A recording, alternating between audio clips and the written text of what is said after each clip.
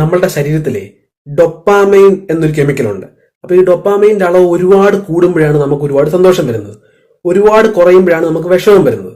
അപ്പം ഞാനിപ്പോൾ ഈ വീഡിയോ ചെയ്യുന്ന ഒരു കാര്യം പറയുന്നത്, നമ്മൾ ഈ സന്തോഷം വരുമ്പോൾ ഒരുപാട് സന്തോഷിക്കാനും പാടില്ല, വിഷമം വരുമ്പോൾ ഒരുപാട് വിഷമിക്കാനും പാടില്ല. കാരണം നമ്മൾ ഒരുപാട് സന്തോഷിച്ചു കഴിഞ്ഞാൽ ഒരുപാട് വിഷമിക്കേണ്ടി വരും.